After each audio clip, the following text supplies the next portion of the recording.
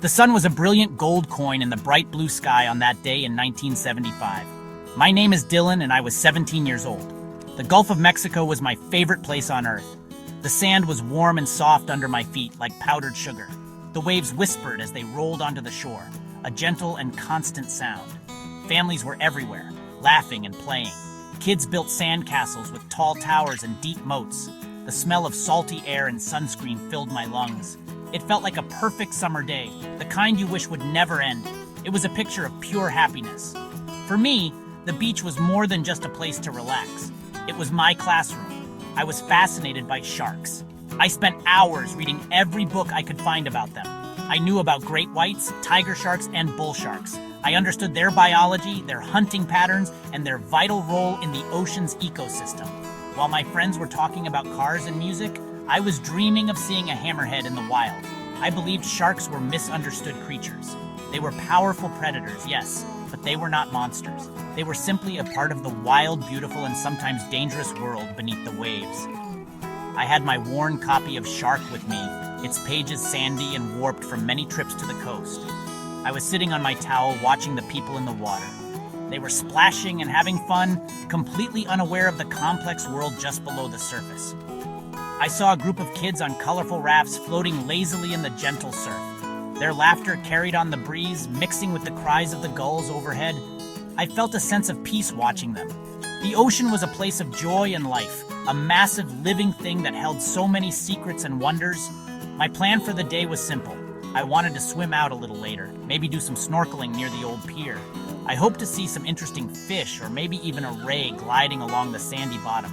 I never expected to see a shark that day, especially not in the way that I did. The water looked so calm and inviting, a clear turquoise that deepened to a rich blue further out. It was a scene straight from a postcard. Little did any of us know that this beautiful, peaceful scene was about to be shattered in the most terrifying way imaginable. The first sign of trouble was a change in the sound. The happy shouts turned into screams.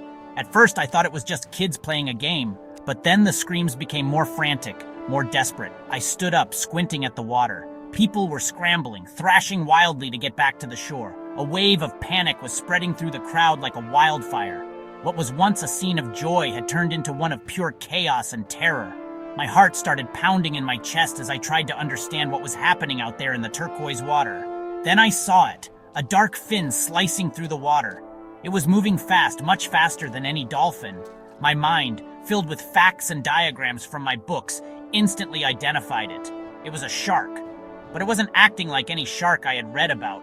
It was moving erratically, darting through the group of swimmers. People were yelling, pointing, and trying to help each other out of the water. The beautiful day had become a nightmare. I felt a strange mix of emotions, the scientific curiosity I always had, but also a deep, cold fear for the people in the water. The attack was swift and brutal. The shark was not targeting one person. It seemed to be in a frenzy. It bit one person, then another, then another. The water around the swimmers began to turn red in small, terrifying clouds. It was a chaotic and horrifying scene. I watched, frozen in place, as people struggled toward the beach, some with injuries to their arms and legs. We later learned that 23 people were bitten. It was a mass attack, something incredibly rare and difficult to comprehend. Thankfully, while the injuries were serious, no one lost their life that day. My knowledge of sharks felt useless in that moment. This wasn't a documentary or a chapter in a book. This was real. The shark was not the calculating hunter I had studied. It seemed confused, panicked, or maybe sick. It wasn't hunting for food. It was lashing out blindly. My scientific fascination was completely overwhelmed by the raw horror of the event. I saw the fear in people's eyes as they reached the safety of the sand. The image of that fin cutting through the water, a symbol of nature's unpredictable power, would be burned into my memory forever. The lifeguard tower suddenly became the center of everyone's attention. A young man, probably not much older than me, was shouting into his megaphone, "Everyone out of the water! Clear the beach!" His voice was strong but laced with urgency. He was trying to create order out of the chaos, directing people away from the danger. He grabbed a first aid kit and ran toward the injured people who were now collapsing on the sand. He was a beacon of calm in a storm of panic, doing his job under the most extreme pressure imaginable. His training had kicked in, and he was focused on saving lives, but the shark was still in the shallow water. It continued its frantic attacks on the few people still struggling to get out. The lifeguard knew he had to do something more. Shouting and waving were not going to stop the animal. He made a decision that no one could have expected. He ran back to the lifeguard station not for a rescue buoy, but for something else. He reappeared a moment later holding a rifle. It was a startling sight against the backdrop of swimsuits and beach umbrellas. It was a clear sign that this was a life or death situation. He waded into the knee-deep water, taking careful aim. The crowd on the beach fell silent, watching him. The only sounds were the cries of the injured and the crashing of the waves. It was a tense and terrible moment. The man sworn to protect swimmers was now preparing to kill one of the ocean's creatures to do so. He aimed for the shark, which was still dangerously close to the last remaining swimmers.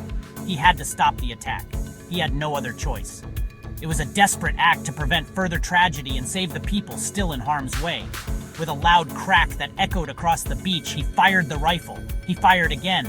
The water around the shark churned, and then slowly, the dark fin disappeared beneath the surface. The attack was over. The lifeguard had stopped the shark. He stood there for a moment in the water, the rifle held down, looking at the spot where the shark had been. A wave of relief washed over the crowd, but it was mixed with shock and sadness. The immediate danger was gone, but the perfect day was shattered, leaving behind injury, fear, and a dead shark in the water. In the days that followed, the story of the attack was all anyone could talk about. People called the shark a monster, a man-eater. Fear gripped the town. The beaches, once filled with laughter, were now empty and silent. I understood their fear. I had seen the chaos and the injuries with my own eyes. It was a traumatic event that would leave scars, both physical and emotional, on everyone who was there. The image of the lifeguard with the rifle was a powerful symbol of our conflict with the natural world when it becomes dangerous to us. But as the initial shock wore off, my thoughts returned to the shark itself. My studies had taught me that sharks are essential. They are apex predators that keep the ocean's ecosystems in balance. They remove the sick and the weak, ensuring that fish populations stay healthy. An ocean without sharks would be an unhealthy ocean. The attack was a tragedy, a horrible anomaly, but it didn't change the fundamental truth about the importance of these animals. I felt a deep sadness for the shark, which was likely sick or disoriented to have acted in such an unnatural way. I realized then that my mission was not just to study sharks, but to help others understand them. We don't have to love them, but we must respect them. We need to understand that when we enter the ocean, we are entering their home. It is a wild place, not a swimming pool. Fear often comes from a lack of understanding. If people knew more about sharks, they might see them not as malicious monsters, but as vital parts of a world we must learn to coexist with. The lifeguard did what he had to do to save human lives, but the ultimate goal should be to avoid such conflicts. That day in 1975 changed me forever. It solidified my passion and gave it a purpose. We should not let fear drive our actions. Instead, we should let knowledge guide us. We can take precautions like not swimming at dawn or dusk when sharks are most active, and being aware of our surroundings. By respecting the ocean and its powerful inhabitants, we can reduce the chances of another tragedy. Sharks are not the enemy. They are a crucial part of the planet's health, and they deserve our respect and protection, not just our fear.